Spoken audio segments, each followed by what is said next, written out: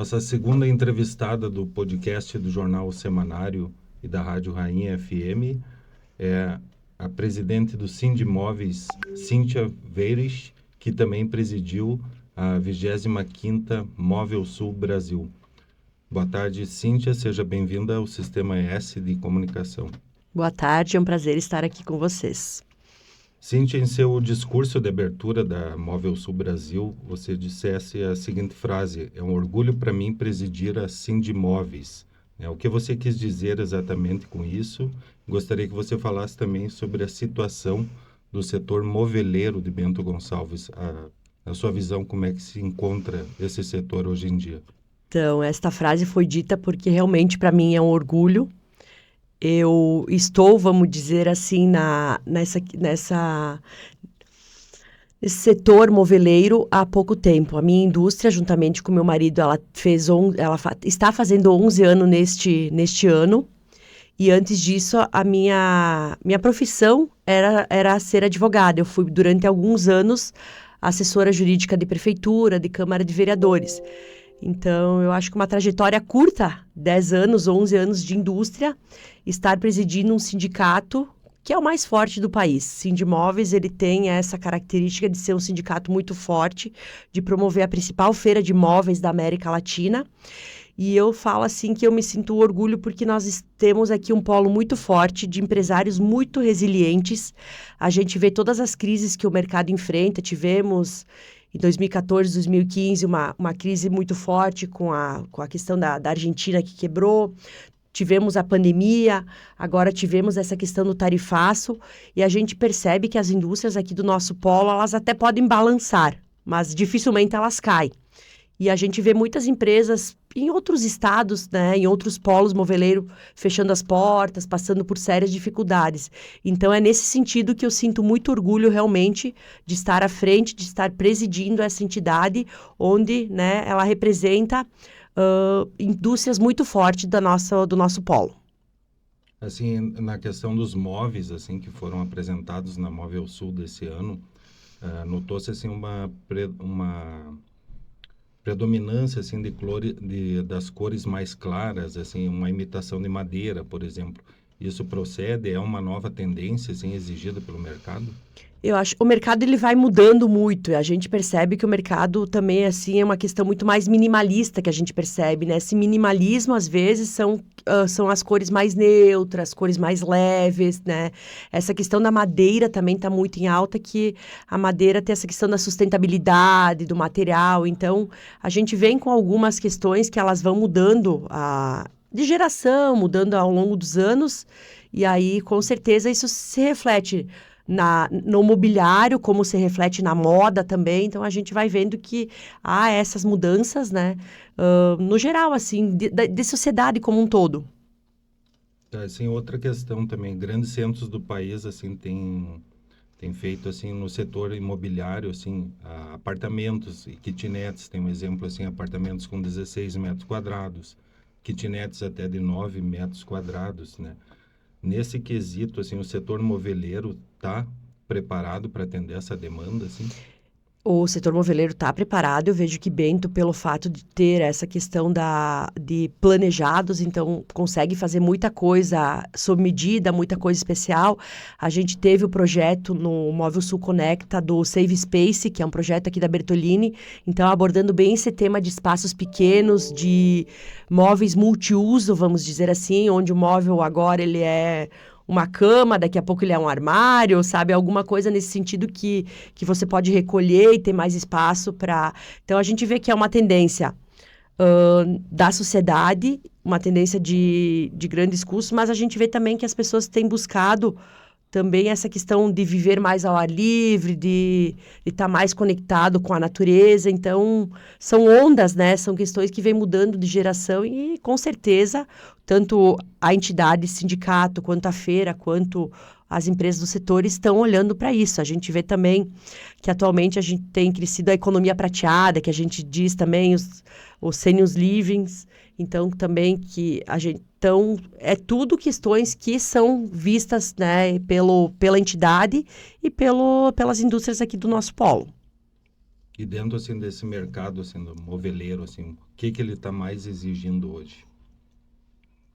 Eu acho que o móvel gaúcho já é visto como um móvel de qualidade. A gente já usa materiais de qualidade, isso nos diferencia também.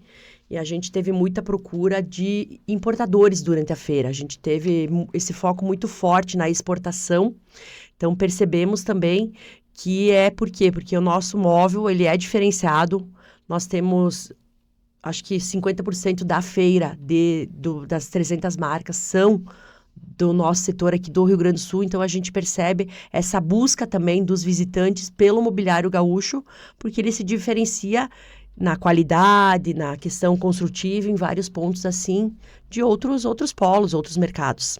Sim, Bento Gonçalves, assim, sempre foi empreendedor e esse setor moveleiro sempre foi inovador, né? E a seu ver, que definição tu me daria dessas palavras, assim, empreendedorismo e inovação?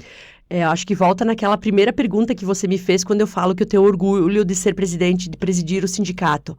Acho que volta nessa questão do nosso empresariado aqui. O empresariado aqui, ele busca inovação, ele busca essa questão de fazer melhor.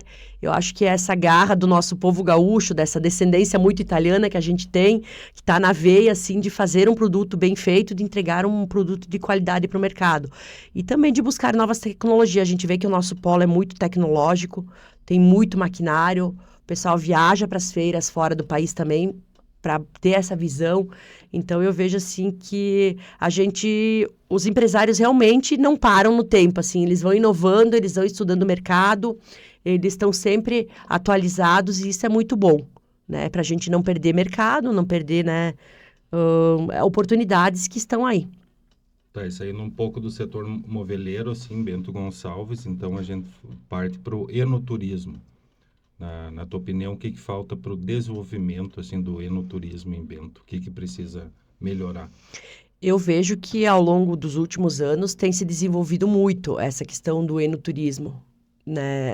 A questão do vinho, a gente tem melhorado, mas eu acho que a feira também em si teve um relato muito bacana que eu tive de três restaurantes que disseram, nossa, que legal, que bom se tivesse uma feira assim todo mês, porque ela diz, as pessoas acreditam que não vai dar movimento para um restaurante fora, por exemplo, né, da feira. E o pessoal disse, não, foi muito bacana. Então, a gente vê que a feira é mais uma oportunidade das pessoas de fora virem, conhecerem Bento Gonçalves, daqui a pouco voltarem outra oportunidade com a família. Isso engrandece o enoturismo, nossos restaurantes, nossa hotelaria. Eu acho que Bento cresce como um todo. Você é natural de Bento Gonçalves? Eu, na verdade, eu nasci aqui, morei durante alguns anos em Santa Teresa. Minha mãe era de lá até os 15, depois eu voltei para cá. E durante alguns anos também eu trabalhei na prefeitura, né, nesse período que eu era assessora jurídica, eu dei consultoria, né, assessoria jurídica na prefeitura durante 12 anos. E qual a tua visão, assim, sobre a cidade hoje e como é que tu imagina Bento Gonçalves no futuro? Ai, eu sou suspeita porque eu amo Bento Gonçalves, eu acho que a cidade vem se desenvolvendo ao longo dos anos, mas com certeza a gente pode olhar para algumas questões, cidade vem crescendo e precisa, né? A gente precisa olhar para a questão de mobilidade urbana, que tem alguns horários de pico, alguns trajetos né, que ficam mais difíceis, mas comparado a grandes centros, eu acho Bento, assim, muito bom. É muito bom de morar, eu gosto dessa questão, eu tenho a fábrica no Barracão e moro na Cidade Alta. Consegui aquela questão de 10, 15 minutinhos, tá em casa almoçando com meus filhos ao meio-dia. Então, isso eu acho muito, para mim é qualidade de vida isso. Mas eu acho que Bento, sim, tem que olhar, acho que a cidade vai crescer bastante ainda. Eles têm até uma projeção de que Bento crescerá nos próximos anos, e eu acho que a mobilidade urbana e a questão de creches, de educação, para as famílias que vêm de fora, isso são pontos super importantes que o poder público tem que olhar para isso com carinho. Falando ainda de Bento, se a gente fosse analisar, assim, ó, Bento Gonçalves, o Rio Grande do Sul e o Brasil, o que que cada um desses teria para comemorar e o que que teria para lamentar sobre Bento, sobre o estado e sobre o país? Ixi! Não, eu acho que Bento vamos comemorar, eu acho. Eu acredito que é segurança. A gente percebe que Bento tá uma cidade mais segura. né, a qualidade de vida como um todo para quem mora em Bento é muito diferenciada em relação a outros estados e a outros países também. Eu acho que isso é um ponto super importante. De estado, eu acho que tem várias questões aí que a gente precisa melhorar, principalmente logística. Eu acho, pensando como indústria, assim, a logística para nós nos dificulta muito. Nós estamos no extremo sul do país, então portos, aeroportos, a questão da malha ferroviária, que também está em estudo, são super importantes para o desenvolvimento ainda mais das indústrias daqui como um todo. Rodovias também? Rodovias, eu acho que logística no geral, né? Que Sim. envolve, né, desde rodovias, né, as ferrovias e também a questão dos portos para escoar, né, a produção nossa, acho que são de extrema importância. E o que tu lamentaria em relação ao Rio Grande do Sul? O que está a desejar? Eu acho que está a desejar as obras, principalmente quanto à questão do que a gente teve, né, nas enchentes. Então, a gente tem uma ponte que liga Guaporé, que ainda 3 anos depois ela caiu na enchente de setembro de 23.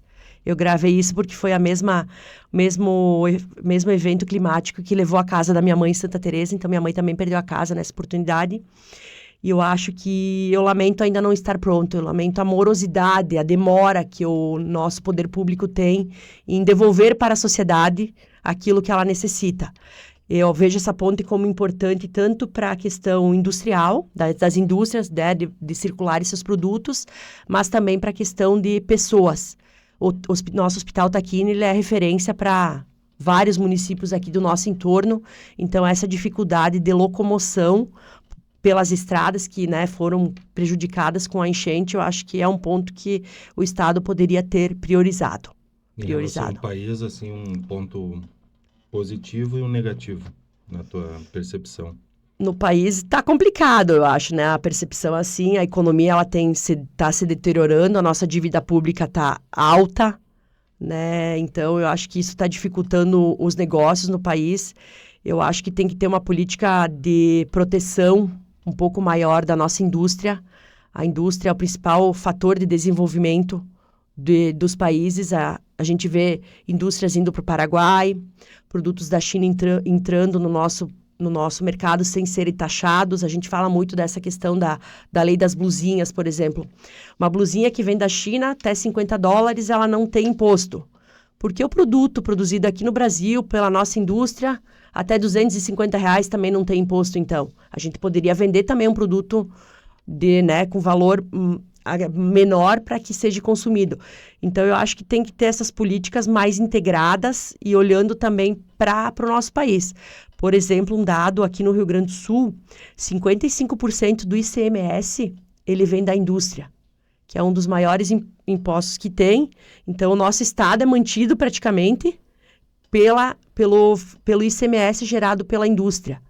Então, eu acho que a gente tem que olhar para a indústria que produz, que gera emprego, que gera renda, porque tanto, né, olhando para município, para estado e para governo federal, tudo que mantém eles lá são os impostos, que todos nós recolhemos.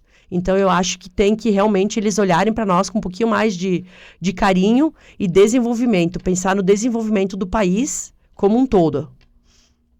Muito obrigado, Cíntia, por aceitar o nosso convite, né? Agradecemos a sua participação em nome do Sistema S de Comunicação.